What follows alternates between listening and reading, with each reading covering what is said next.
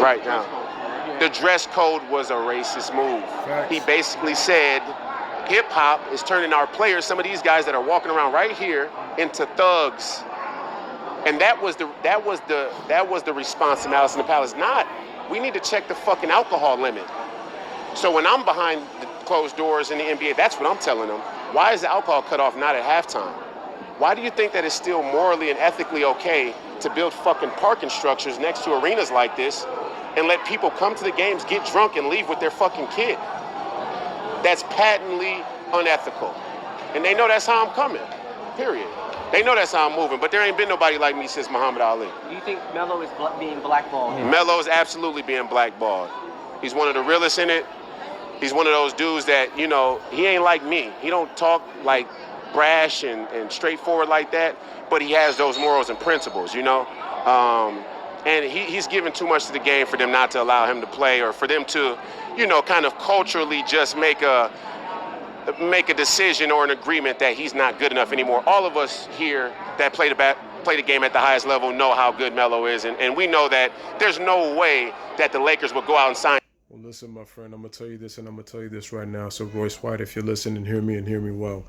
Carmelo deserves to be in the league as long as he takes the humility approach, the next mental step in his career, humbles himself, and plays the role of, again, coming off the bench and doing whatever it takes to win, okay? He cannot have the starter's mentality. And I'm going to say this again. Melo is arguably the biggest reason why he's not in the league right now, okay? He's gotten advice. He's played with talented teammates. He just, again, chose money over winning. He's had his opportunities. He's gotten his advice. He's chosen to be naive and not listen. So part of it is on him. It's not just the fact that he's getting blackballed out of the NBA. We got to kind of, in some sense, got to stop kind of using that, man. I do agree he deserves a second chance in the league, but that's going to be on him. Is he going to do what it takes to win, or is he going to go back to trying to be like, I'm trying to get my 20-something points a game and that I'm at this crazy level that LeBron James is at? No, dude. Don't come with that Allen Iverson 2.0 mentality, because that's why he was out the league at a young age. And it can happen to you too, Melo, if you're not careful. Sign Jared Dudley and not sign Carmelo Anthony. And another question is, while a guy like LeBron is walking around here like he's the face and voice of the players, how is he letting his banana boat brother hang out there in the wings and they go sign Jared Dudley and not Carmelo? If anybody watching this thinks that Jared Dudley can hold Carmelo's jockstrap, I'll slap you.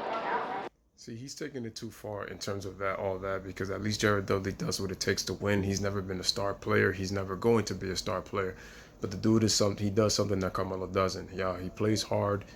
I mean, I'm not saying that Melo doesn't play hard, but what I'm saying is he does the little things that it takes to win, even though he's just a three-point shooter and he's a role player. Like Melo, the only real thing that he does is score. And when he doesn't score, he doesn't impact the game in other ways. So Melo's really limited, and he's really kind of more one-dimensional. Maybe he's more dimensional in terms of offense, but even then, so even that has its limits. When he doesn't score, he doesn't do anything else on the floor. He's a liability, okay? You know, he didn't show really commitment to defense, and like I said, though, he looks good on Team USA because he's playing with great players. But even like I said, showing leadership, he's never been known for that. So that's what we got to understand. And I think when we say Jared Dudley is not a better player than Carmelo Anthony, everybody knows that. Of course, he's not going to be able to hold his jockstrap. But at the same time, Jared Dudley has been a serviceable NBA player because he does whatever you ask him to do. You can't say that about Carmelo Anthony. And not even at this point in his career, he hasn't shown it. So that's why I disagree with you, Royce White. That's how I'm coming, though, you know? Yeah. So you think the NBA needs to do more? NBPA is a joke. It is. Michelle Roberts is the token black woman that they put in place. Michelle Roberts is the token black woman that they put in place to pacify the players because she's the black mother that they never had type of deal, right? She's the legal expert black mother that we all wish we had. I don't wish that. My mother was competent, and she put $40 million slaves in my room when I was 8 years old. And Michelle Roberts is one of them. She was selected. I don't know if you guys know how they select the director of the union, but you should go check that. It's not by accident that she's there, and it's not by accident that she didn't make a real stink about the mental health policy either. Is she the one who, did you ever hear any big comment from Michelle Roberts about the league saying that her black players would fake mental illnesses? Did you ever hear that? Right. No one really talks. Yo, I can't believe I'm hearing this. This is really the first time that I'm hearing this about. They're trying to say that black people with black players, black athletes were faking illnesses in the NBA. Now, and I don't even really necessarily think so. That's the crazy part. About mental health until what, last 3, 4, 5 years? Except me. Yeah. Except me. 7 years ago. Right. Yeah. Let's keep going. I mean, I'm on a roll now. We might as well just get the whole shit out there. If you could tell LeBron or the legends, Durant, the legends of the league about this, what would you tell them? I would tell them that I would tell them a few things. I wouldn't just tell them one thing. It'd be irresponsible to tell them one thing. I would say, number one, mental health is the greatest social issue we face. We see a rise in opioids. We see a rise in anxiety, depression, addiction in general, PTSD, a whole host of other things. We see a rise in mass shootings. We got people walking into schools and churches killing people. You know, mental illness is an epidemic, but mental health is the social issue we need to confront. Yo, if y'all ain't catch that, what he's saying right now is the truth. These are big facts, huge facts. So I shouldn't really even have to say that, but let's just start there because it seems like they don't really understand that. That's the starting point. But secondly, sports is the new religion.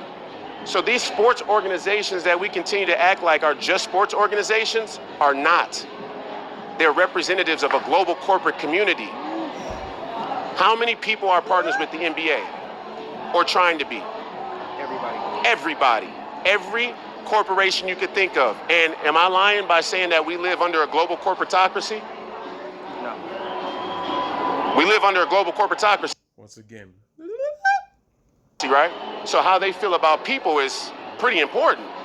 Right. That's why I was pissed off that they just kind of nudged the mental health conversation out of the league along with me.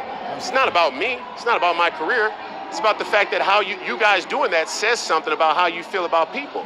And the fans are so gullible that they would let the league insult their intelligence by propping Kevin Love up as this white knight of mental health and trying to whitewash their sins. That's how gullible the fans are. You know why? Because we play a beautiful game. It's a very beautiful game. And as corrupt as the people around it may be, the players put so much time and effort and energy into it that we still appreciate them. Do you appreciate Kevin speaking out though? I think that Kevin's very new to this. And I always appreciate people who share their struggles. That comment had nothing to do with my feelings toward Kevin. It has to do with my feelings towards his masters. Last moment. What needs to change? What can't change? We just got to cut the shit. I mean, it's that simple. We just got to cut the fucking shit. You know, and we can cut the shit. It's not that hard of a choice for you to wake up one morning and be like, you know, the world would get much better if I'm just honest today. You know, if Adam Silver woke up tomorrow and said, they say honesty's the best policy, but we know niggas ain't gonna really do that, man. You know what? I'm just gonna be honest. He would come out and say, listen, there's a real stigma in the ownership It's what keeps the stigma going in the revenue business. suite around mental health. We need to confront it. For a long time, we've penalized players for addiction and behavioral issues that had underlying mental Well, brother, I'm glad you're speaking out on it. The question is, who's gonna follow suit? That's the question. health causes. We didn't see it. We didn't take it seriously. The NFL was having this problem with retired players, and there a lot of diagnosed illnesses, man. And they had a waging war with the NFLPA. So it just tells you how corrupt that was, you know, for a very long time, you know. And retired players, you know, getting the proper medical help, you know, being able to pay for like retirement and all that kind of stuff. That was also another issue, man, if people remember that one too. Seriously, or we thought that it'd be a little too hard to address. Royce was right. We need to get him back in the league. It's fucked up that we're blackballing him for saying that, because it would help all of us. And let's go from here, guys. Would any of you guys think that he's a bad guy for that? That'd be a very authentic. No, you're very bad because of the way you speak out, because you're intellectual, because again, I told you, this is what white America at the end of the day feels, ladies and gentlemen. An outspoken guy who knows his shit. Because they don't want to see that. They just want you to, again, pat you on the head. They expect you to get a hug from them. That's what they want. They want yes men. And because he's not a yes man, that's what they fear. They fear rise above. That's what they fear. Rise above. Okay? So ladies and gentlemen, once again, this is your boy Lewis with another one. Let me know what you think in the comments on my reaction video. Bless up. Live, laugh, love. Peace. Thank you for watching. Subscribe, like the video, share the content. Appreciate y'all. Love y'all. Deuces. Peace.